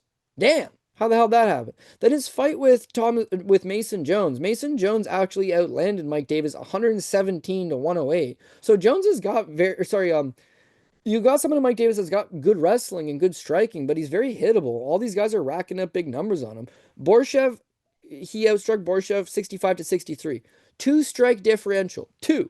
Yet he took down Borshev 9 times to 0. 9 takedowns. 9. And yet you outstruck this guy by a 2-strike margin. So he's just going to spamming his wrestling. His last time out against Natan Levy, he got taken down, but then he throws up a submission. Ends up getting a knockdown as well. Like, it's a very quick fight, happens very quick. But I would say that's the key to Mike Davis is he slows down in all of his fights. He slowed down against Youssef. He slowed down against Mason Jones. He slowed down against Vyacheslav Borshev. He's very inactive. He's had a lot of injuries. He's not a young man, and he spams these takedowns to get him out of trouble. He'd lose to Borshev 100%. But the 9 takedowns bailed him out. He'd lost to Mason Jones 100%, but the 3 takedowns bailed him out. His fight with Gifford, he knocked him down twice, sure, but like he's getting landed on a bunch. So here's the angle here fighting for Ziam, is that you've got a guy that's had essentially 1 fight since October of 2022, right?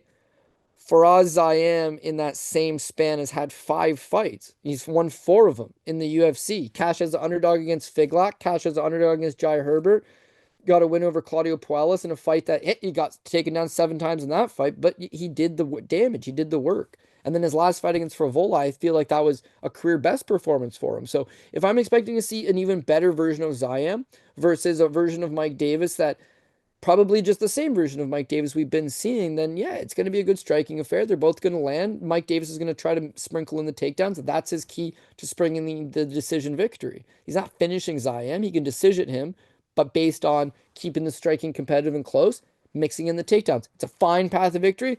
I could see Mike Davis doing it. But it's a dogger pass, man. I think more often than not, Ziam stuffs a few takedowns, lands some good shots standing, starts to tire this guy out, takes over in those later rounds. So similar to Imavov, who used to have dog shit cardio and then all of a sudden just turned the corner and became a contender and is now headlining a card versus Israel Adesanya. It's just like little things make you that much of a better fighter. Ziam, cardio better, takedown defense is better. This guy will start to be a problem for mid-ranked guys. And Mike Davis, although very talented, because of the injuries and the inactivity, he's fallen into the category of a mid-ranked guy. So just dog or pass, and in that case, it's Faraz Ziam plus 140. I'm going the other side. I'm taking Mike Davis, and it comes down to like I think with Ziam, I just struggle every fight to fight. I think he's making a lot of improvements. I will say that. In the grappling department. But like fight to fight, it's just like hard pre-flop saying like how the wrestling is going to play out in this fight. It's obviously 4-1 in takedowns against Matt Frivola. Previous fight, and that was like a real stinker, but like he stayed out of trouble. He fought a smart fight against Claudio Puelles, who got 7 takedowns, but like not really all that much control time and like zero, like 4 significant strikes over the course of the fight. So he like kind of neutralized it, but I don't know. Figlak, Herbert doesn't wrestle at all. Figlak seemed like a good wrestler on the regional scene, but that one blew up. Ziam absolutely dominated that fight. And you go back to the McKinney, that was we're coming up like on 3 years ago, and I think he's made a lot of improvements from there. But getting taken down, overwhelmed early, and then submitted by Terrance. I'm gonna be like, I don't know if I'm gonna get to Mike Davis on the money line. We'll see where like the numbers move over the course of the week, but maybe we'll see. I guess Mike Davis is coming off of a submission win the last time out there, so we may not get too juicy of a number. I would have been in like we'll see. We'll see when props come out. You know me. I like my long props and stuff. Davis sub is something that could be worth it at the right number. But we will find out later in the week if that's there. But yeah, it's Davis for me as a pick, but I don't know if I'm gonna get too overly invested because I see it being pretty competitive and it's lined as being a pretty competitive fight here. Mayra Bueno Silva taking on Jasmine Jasudavicius minus 222 at Coolbet for Jasmine, plus 185 for MBS. Who you got here? Yeah, I go with Jasmine. Women's MMA minus 220. Like you're not gonna love it, so I get that part of it. But I just think eventually she does get the takedowns, and when she gets on top, that'd be the path to beating Mayra Bueno Silva. Mayra Bueno Silva's had like a weird run. She starts off as a complete non-contender, loses a fight to Marina Moroz, has a draw against Montana De La Rosa. Like none of it's spirited, and then I don't know. She says it's like ADD medication. Other people say it's steroids. USADA says you can't have it in your system. But when she had that no contest versus Holly Holm, it just seems like she got a little deflated after that. She had a 3-fight winning streak against 3 of the worst girls of the division. This is how bad the division is. She beats Wu Yanan. She beats Stephanie Egger. She beats Lena Landsberg. And just like that, she headlines a paper, or sorry, not a pay-per-view, a fight night versus Holly Holm. You beat Wu Yanan, Stephanie Egger, and Lena Landsberg? And you're headlining a card. And then she loses the first round and then hits a quick little ninja choke um, early in the second. And then she gets the positive test, so she gets a no contest. The UFC has no competitors. The division is absolute bare minimum thin. So just like that, they're like, you coming off a no contest with wins over Wu Yanan, Stephanie Egger, and Lena Landsberg. You are gonna get a title fight against Raquel Pennington. That's why it's such a bad division. That's why when I did on the preview show with the Futures show, sorry, I said Eileen Perez could win a title in this division. It's a bad division. I don't think anybody's arguing with that. But then she loses that fight, and then she loses to Macy Chase on her next time out. Now she's dropping down to 125, and I just don't know what to expect from that. Like, I can't say she was the biggest 135er going, but I never really saw her dropping down a weight class. She's also 33 years old. Again, it's not super old, but for a 125-pound fighter, like, I do think you're giving up some. She'd be the physically, I think she'd be as physically strong as Jazz, maybe being a stronger fighter overall, but she's got super low volume. Her wrestling's pretty weak. If she can grab up a submission on you, great, quick little submission. But outside of that, I'm not seeing it. Her Macy Chason fight, Chason took her down, but it's when Chason was on top, she just battered her. She opens up a big cut. They end up calling it off because of the cut. Bueno Silva's upset, but it's like, yeah, you took a lot of damage and it split your face open. She was perceived to have a grappling advantage over Macy Chason, but when they actually tangled up, she did not. Her fight with Raquel Pennington, she did take Raquel Pennington down early, the first round. She ends up getting 3 takedowns between the first 2. Then she flat gasses. But that's a 5-round fight. If it was only a 3-round fight, she may have won that. Against Holly Holm, Holly was able to control her in the clinch, but then she grabs the ninja choke. So my thing with Jazz is that Jazz can strike, and she's a good scrapper standing, but she looks the best when she's able to get a takedown, end up on top, and then just has absolutely vicious ground and pound. She's usually able to beat up her opponents with that. So in this spot against Bueno Silva, because she's dropping down the weight class, it could be harder for Jazz to get those takedowns. In that case, I think Jasmine Jasudavicius is a better striker. So win the fight striking. If you can win the fight striking and then mix in a takedown, even better for the judges. If you can keep this thing 1-1 and get it into the third, we're good. If we're 2-0 going into the third, we're good. I can't be down 2-0 heading into the third because then that finish just might not materialize. So I will take Jazz. I got the over as well. But the move from 135, considering she fought for a title at 135, considering she has takedowns over Rocky Pennington, who's a big girl and a decent enough grappler in her own right, her dropping down to 125 could change everything. It could also change nothing. We don't quite know yet. So I'm gonna go with Jazz. Last thing on Jazz is that she left like 6 weeks ago, left Canada and went to Thailand to do like the vast majority of her camp in Thailand in preparation for the time zone change, being closer down there, fighting at that time in the morning, and then has gone as early as she can to acclimatize herself. I'm sure Bueno Silva's done much of the same, but just know that Jazz is on a solid winning streak. This is a big known former UFC title challenger. Can't take that away from her. Has a win over Holly Holm, got reversed to a no contest. But if it was just ADD medication or whatever it was, then I don't know. I can't really falter for that. All I'm saying is, yeah, this would be the highest profile fight that Jazz has had in the UFC. A win here does wonders for her. It starts to get her into her own title talk contention conversations. So I think she's gonna be highly motivated. She's doing everything right. She brought like 6 of her gym mates with her from Canada. She didn't just go alone and start working pads with some guy she's never met before. The team went with her. They're highly invested. It's an excellent squad of people to have around you. I think Jazz wins. It's just anytime you got women's MMA minus 220 on the favorite, you're never going to feel great about it. But I think Jazz is making improvements, getting better, doing all the right things. And for the first time in a long time, she doesn't just need the takedown. She has the striking to probably beat Bueno Silva with that, and maybe even just sprawl and brawl her for a key path to victory. So give me Jasmine Jasudavicius to keep their win streak going.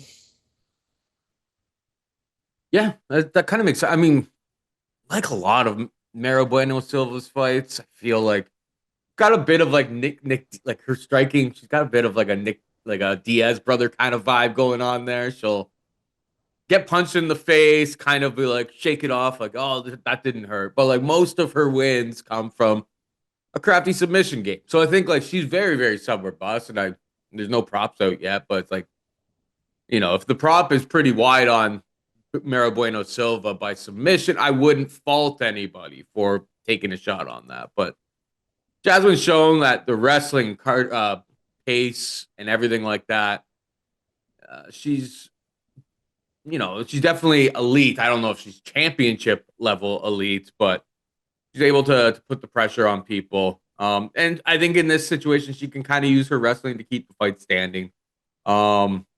Should, yeah. But I think she can probably, like, I don't know. That's the big question, I suppose, in all of this. But I would not touch this fight really, especially with going down to 125 for Mayra Bueno Silva. Wait to see her on the scales, man. Like this could be a big thing this week. Yeah, I agree. Like, we haven't seen her at 125, so like, what's that going to look like? Probably in theory, like if you look at like her the dimensions of her body, she's 5'6", 65-inch reach. She's like her and Jazz, like at least on the metrics, are pretty much the same size. So it's like in theory, it's probably a good move for her, but I mean, she's been comfortable at 135.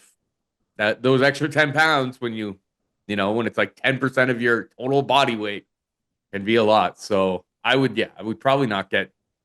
I have no intentions to bet this until I see the weigh-ins on Friday. And over on the Patreon, link is in the description there. You can, me and Cody will give you, hopefully, Costa Rica internet pending for this. But we go through the weigh-ins. We kind of have like the footage and stuff up. We give you our thoughts, final prop bets, other stuff that we kind of added over the course of the week. So if you're interested in more stuff from us, link is in the description of this video. All right, next up, we got Bogdan Grad taking on Lucas Alexander, minus 125 for Grad, plus 105 for Lucas Alexander. Who you got? Yeah, well, you talk about these guys that are under fighters, and this Bogdan Grad, my God, like, yeah, sure, maybe his fight goes the distance, but it ain't for lack of effort. Like, he just throws caution to the wind. On the regional scene, he's got a lot of wins from like spinning back kicks or flying knees. He's looking to take you out at all times. Fought on the Contender Series versus Tom Nolan. Tom Nolan at the time was a hot prospect. Turns out he's got some massive chin issues, but in that particular fight, he beat Bogdan to the punch and ended up knocking him out. It's a subsequent fight against Michael Aswell, so there's an argument Aswell won. He outlanded Bogdan 155 to 102, but man, this Bogdan guy's tough. Like, he's physically strong. He can mix in a few takedowns along the way. He's got a good chin. One of these guys that you can smash him with a good shot, he's going to return fire. So if it ends up being a greasy slugfest or something that comes down to durability, kind of got to watch him out. Lucas Alexander, meanwhile, he's had a bit of a wonky run. His fight with Joannis and Brito, short notice, but he just gets tossed to the ground, gets a rear naked choke up.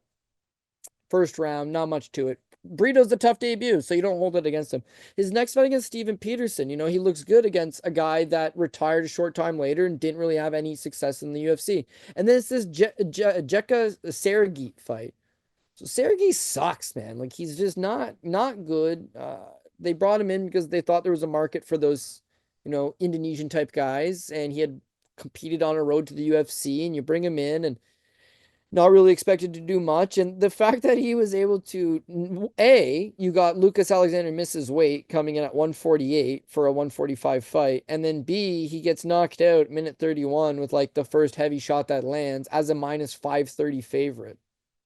So to me, he's just not trustworthy anymore. If you can't take a shot, which I'm not entirely sure you can, considering Jeka Sergey just knocked you out, then Bogdan Grad is not exactly a great person to be in there with. And then, if your win condition is ground him and neutralize him and use your BJJ, like, I don't know, he's very physically strong. He's going to be hard to take down, hard to hold down. But beyond that, it's like there's going to be spots in all these rounds where he's going to return to his feet, or you're going to get your takedown stuffed and you're going to be forced to stand with him. And that's where I think Graz has got a lot more versatility with his striking arsenal. He can throw wild techniques. He can be down around and throw something to come back. He can make him work. The fight with Aswell's great because it went 15 full minutes. It's a split decision. He got largely outworked, but his cardio checked out and he got a contract out of it at the end of it all. So I would think that in an even money fight, I would just take Bogdan Grad to go there and get the win.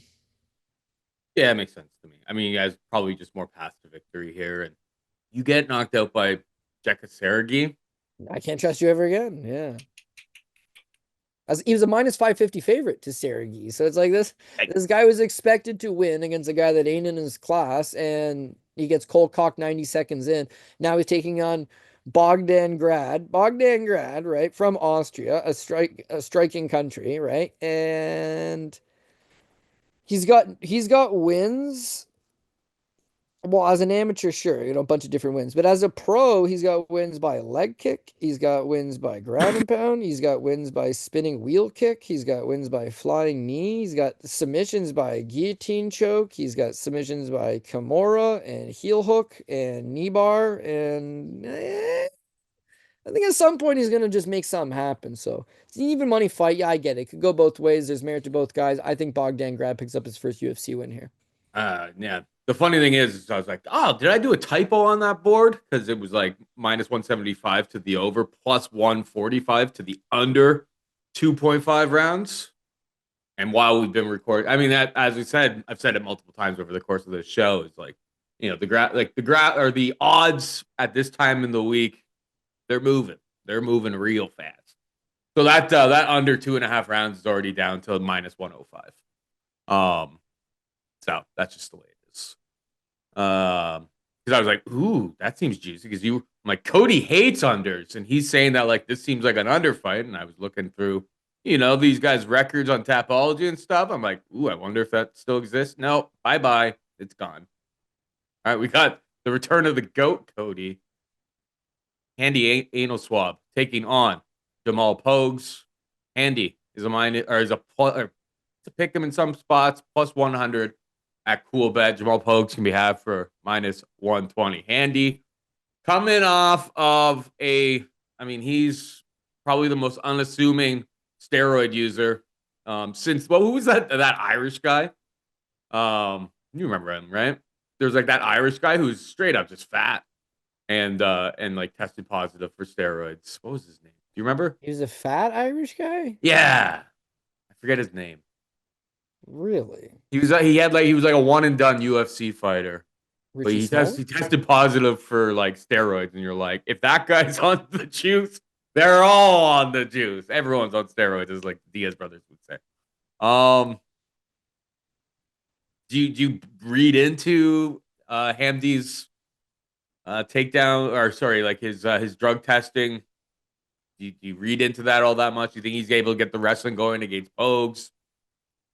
It seems like a very boring heavyweight fight that probably goes over 2.5 rounds. That's juiced to minus 245. Hamdi's in his backyard. If he's able to get these takedowns, able to get top control, which is what he did to Don Tail, and cooked everybody's CLV that week. Like I think Don Tail went off at like minus 300. I had him in like at like plus money, and it wasn't actually close. Hamdi just like got the takedowns and held position. But then he was juiced, and they had to turn that into a no contest. Yeah, it really comes down to the takedown because like Hamdi doesn't seem to have very much else in his game. It's all about getting the takedowns, holding position. Can he do that to Pokes? Yeah, I mean, it's a great question. On one hand, Hamdi seems like his credentials are okay. He represented Egypt at the 2016 Olympics. Got bounced in the first round, but it's still advantage of the Olympics, which is something. He's also a former African Games champion, and I believe he was like a youth under 23, maybe it was just the youth tournament. Olympic youth silver medalist. So like, yeah, his wrestling, Egypt's not exactly known as a wrestling powerhouse, but in any country, being one of the top wrestlers, being your representative at the Olympics, it's always impressive. Always impressive. This guy's wrestling would be considered impressive. But he leaves and he comes to the States and then, yeah, gets into some amateur MMA. He's fighting low level guys on the New York regional scene. Then he goes pro. And I'll be honest with you, Paul, like I've never been impressed with him. If he gets the takedowns, yeah, maybe he can smother you a little bit on the ground. Maybe he can smash you with a quick TKO if you're, out of his league regional guy that shouldn't be in there with him. He's got a couple bare knuckle MMA fights. Well, yeah. If he fights Matthew Strickland, for the record, Matthew Strickland 0-1 as a pro, 41 years old. And as a boxer, 0-9, 0-9, supposed to fight Dada 5,000 in a couple years back. Like you go and you pluck the worst guy imaginable, and it's bare knuckle MMA fight. Yeah, okay. Well, then his Egyptian wrestling would be able to get him enough. When he signed for the UFC, you're talking about everyone's CLV, 100%. He's the underdog to Dante Mays. He sucks. You watch all of the tape on him. He's no good. But the one thing is like Dante Mays also not good, and Dante Mays is a striker. He's a boxer who's just like a big, tall, long guy. So it's just a super weird fight because Hamdi was able to just hold him up against the cage and do absolutely nothing. The UFC's cut guys off stuff like this. The fight's just so bad that you would just release the guy altogether, right? Furthermore, he tests positive after the fight. So then he gets a USADA suspension for a year. Then they book him against Parker Porter, and Hamdi pulls out. That's wild. That's wild. You How don't hurt pull out were of a you? porker fight. Come on. How hurt could you have possibly That's them been? gifting you. They're like, here you go, have porker. Then he takes 2 full years off. And like, I don't know, if you're sitting at home, you got your Tapology open. I'm sure, Paul, you got your Tapology. Right from his picture, you can see he's on steroids. So then for him to just pop in his very first fight, the other thing is they signed him to the UFC and he had a 3-0 record. 3-0 record. He fought that Matthew Strickland guy that he had previously beat. He just decided to fight a second time. Why not? And then he had beat with Dustin Clements and Tyler Lee. And just like that, he's in the UFC. So yeah, I don't regret fading him. I'm sure most people don't regret fading him, but he just spams these shitty takedowns. For the record, he landed 58 significant strikes and he got his 3 takedowns. He got a knockdown, but it was a bit of a slip up. And then yeah, I don't know. He wins. He wins a boring decision, a split decision in a terrible fight, tests positive, takes 2 full years off, comes back and takes a grappling match, which he got choked out in 2 minutes. And just like that, he's back in the UFC. If this wasn't in the Middle East, I struggled to see why he would be on the card. In fact, the UFC constantly is just cutting people. They did 5 more roster cuts a couple days ago. Like every other week, it's like here's 8 more guys that are gone. Usually because you got a 1-3 record after your 4-fight deal runs out. Sometimes you got a 0-4 record. Sometimes you got a 2-4 record or whatever the case may be. But for them to keep this guy for 2 years after he failed a drug test, terrible style, less than 5 pro fights, I don't really see any redeeming quality to him. Now, and you mentioned this, can he get his wrestling going? Because that's quite literally the only thing he's got. But I don't think so. Like Jamal Pogues is really not impressive. He used to fight at 205 pounds and then one day just ballooned up to heavyweight. And now he's like tipping the scale at 265. So I don't really think he takes it that seriously. He probably doesn't really have the frame as a heavyweight. Hamdi's probably going to be a lot more physically strong than him. But I will give him this. His takedown defense really isn't that bad. Like, he did make it to the 4th round versus Alex Polizzi, who wrestled at Northwestern. He stuffed a few takedowns there. He got taken down one time on 3 or 4 attempts by Josh Parisian. Not a great look, but Offensively, he had taken Parisian down 3 times, so it was just that kind of fight. But then he fought Thomas Petersen. Now, we talked about Thomas Petersen earlier. Thomas Petersen's a JUCO national champion. Thomas Petersen shot 5 or 6 takedowns on him and really didn't get any of them. So if Hamdy can shoot a few takedowns and Pogues can just keep the fight standing, then Hamdy's got no volume. He's got no real plan B. Just he needs his takedowns to materialize. Pogues being a former 205er, he's faster, but he's also just got a lower center of gravity. His stature, I mean, he's 6'3". He's got a longer reach. Like he's got a big stature all around, but I just feel like Hamdy probably struggles to take him down. The more he tries to press him up the cage and drag him down to the ground, the more he's going to exert himself. Second round, he gets tired. Pogues just keeps it standing. Pogues chips away. Pogues gets the win. Because it's in, the UAE, like, does that matter? Do they love Egypt? Is it Saudi going to be a Arabia, favorable bro. rub? Yeah, like probably not. Like at Pretty some simple. point, you got to get out of your own head at some point and be like, it's not all the world's not out to get you. But in fights that are probably going 15 full minutes, that are probably going to be boring, that are probably going to be snooze fest. I think this has got the earmark right all over it. Could be an Hmm. absolute stinker of a fight. That's why they're throwing it on at 9:30 in the morning. If you miss it, no big deal. But yeah, the bottom line is I can see why it's close to even, but Pogues is a better fighter. Pogues wins. Pogues may not have gone in advance. Hamdy might be better acclimated. Hamdy better have, might have back on the juice and there's no testing over there. Who knows? And he goes out there and performs. Maybe. But I just got to go with who's the better fighter on paper, who's the better fighter on tape. You can see who's the more experienced guy. And I feel like Pogues is definitely not a world beater, but better than Hamdy. So that's my play here is Jamal Pogues. That's fair. Finally, we got Balaji Oki taking on Abdul-Kareem El-Selwady, minus 155 for Oki, plus 133 for El-Selwady. I do notice that El-Selwady's been doing like some grappling matches recently. Haven't got around to watching those yet, but feels like if feels like after Chris Duncan got a first round submission against Balaji Oki in Oki's official UFC debut. Maybe that's a path to victory here. Do you have any firm take on this fight? I mean, Oki kind of came in big favorite against Kawamba, won the fight, but like way too close, way too greasy than it probably should have been. Because he was on Contender Series, gets a real, vicious knockout, and then comes in kind of underperforms, I would say, against Kawamba, and then goes in there against a guy who's a little bit more of like a well-rounded generalist striker and gets subbed in the first round. Now, Duncan's been around the block. He's had a bunch of good opponents at this point and has a lot of experience training at a good gym in Florida with all of those killers at American Top Team. But so yeah, I'm sure. Yeah, no, I don't think anybody was expecting Chris Duncan to win by submission in that fight. But did that expose a massive hole in Oki's game, perhaps? Where are you at on this fight? Because I think it's a dogger pass. Well, yeah. What are your thoughts? Yeah, I'm gonna go with Oki. So first of all, Abdul-Kareem Al-Selwady isn't like he's a bad fighter by any means, but you do, and nothing. It's not always a robbery. It's not always judges got the fix in. Is that when you go to the Middle East, is they want representation. They want guys. That's why Hamdy's on the card. That's why Abdul's on the card, and they're not just gonna flat out rob it for these guys. These guys got to keep it close or win. But you remember Trevor Peek fought Yair Muhammad on I think like 2 times ago when they went. And Trevor Peek took him down and won a decision. Like, when are you ever going to see that in your lifetime? But they just wanted their local guy on. Oh, he's a UAE Warriors champ. Does that make him good? No. UAE Warriors champ makes you may be able to win a fight on PFL Mania. Maybe. You see them lose all the time. But to jump in the UFC, it's kind of a bit of a stretch. But whenever they go, it's like, we need our local guys. We need our local guys. So that's kind of what it is. Abdul-Kareem Al-Swadi is the local guy. He's got one fight in the UFC against Loic Razbadanov, got knocked out in the third round, and then he's just been quietly sitting on the shelf. They booked him against Guram Kudlatse. Woof. How do you think that one would have gone? And then he pulled out. Then they booked him on this card against Jordan Levitt. Jordan Levitt pulls out, and now Oki's coming in. So your angle that, the submissions could work on Oki, I agree. Oki's coming in on short notice, that could definitely help. The guy is a local, all that stuff's good. Why not take the shot on the underdog? Here's why I don't take the shot on the underdog. So he's got 4 career losses, and all 4 of his career losses are by knockout. Three Yeah. of them occurred in the first round. He lost in 2014, so 10 years ago, knocked out in the first round. Luan Santiago spinning back elbow in Brave CFs.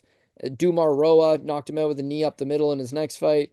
And then obviously his last time out against Loic Radzvidanov, he got knocked out early into the third. He's gassed after the second round, but he gets into the third round, he ends up getting knocked out. So like I think he does have some durability issues. Oki's got 5 career wins by knockout, 3 of which have come in the first round. Obviously, Paul mentioned this, his fight in the Contender Series against Dylan Salvador. And Dylan Salvador is a very, very, very good striker.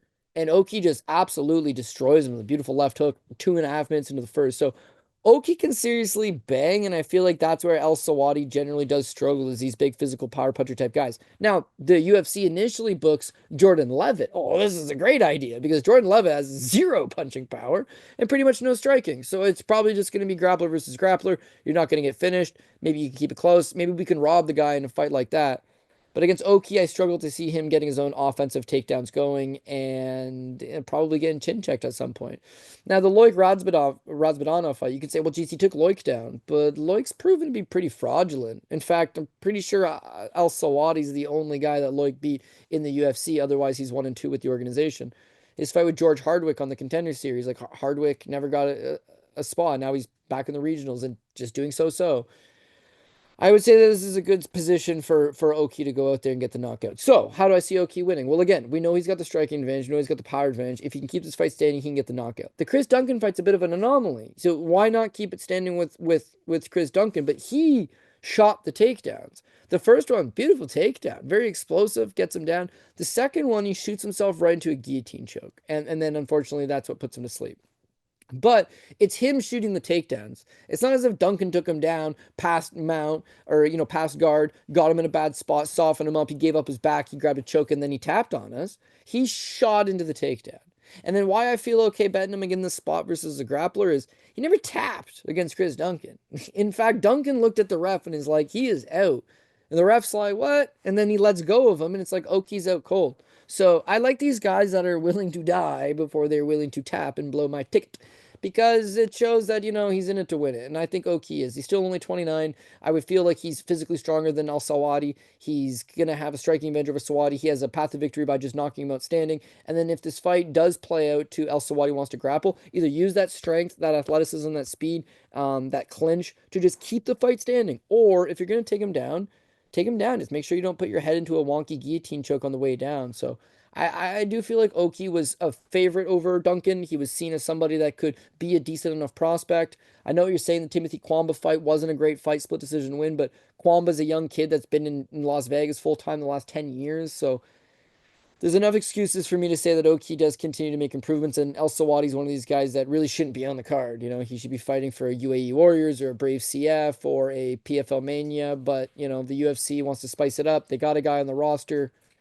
Why not? Why not put him? So yeah, I think Oki wins. If you want to chase a couple underdogs, there's a couple juicier ones on this card that maybe make more sense. This one, it's not quite enough underdog money, and I don't think the guy wins. So I'm gonna take Boyan or Balaji Oki to get the job done.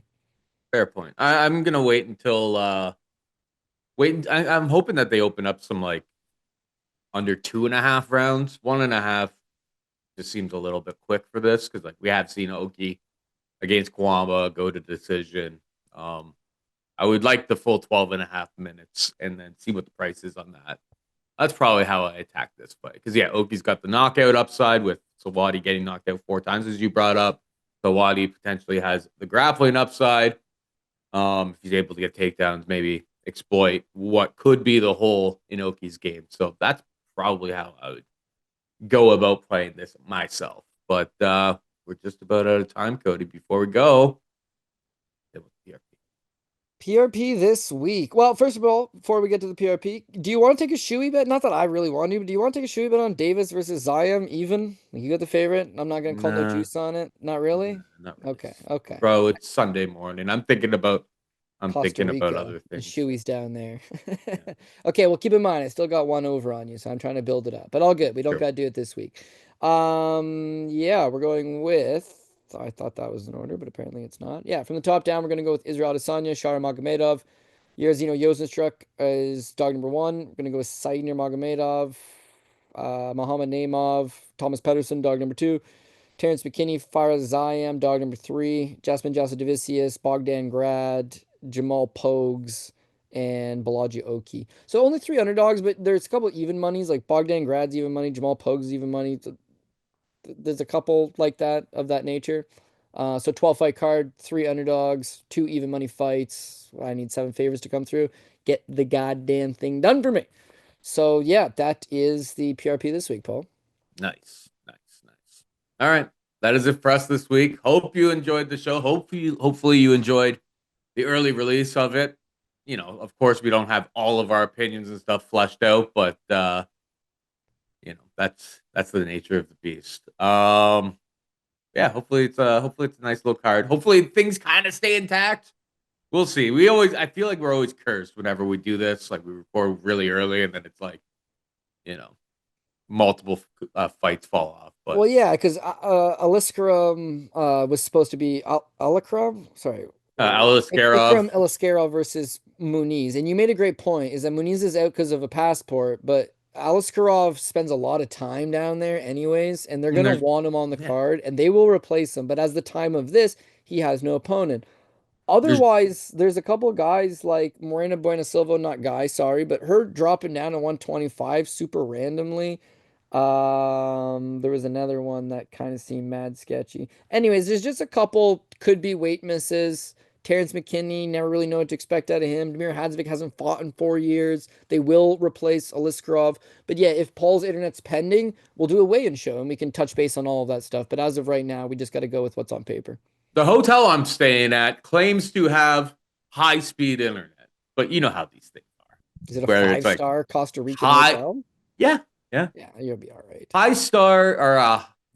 High-speed internet means a lot of different things to different people.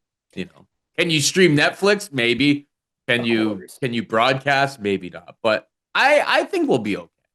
I would say Costa Rica is like a safe haven for taxes, right? And it's like all offshore. There's a bunch of books that operate offshore. Yep. And you remember Joey Bagels, Joey Odessa, who's like OG line maker back in the day. Yeah, he physically moved to Costa Rica to avoid the taxes, Paul. I would have to think there's a lot of rich guys hiding money there, and the internet is quite good. But you'll have to tell me when you land on Monday, right? You're flying in tomorrow? Flying in tomorrow. All right. Yeah, it should be a good time. Anyway, that's it for us this week. Hope you enjoyed the show. For producer Jared and Cody Saptic, I'm Paul Shaughnessy. Say goodbye. Good luck. Ow, ow, ow. Ow.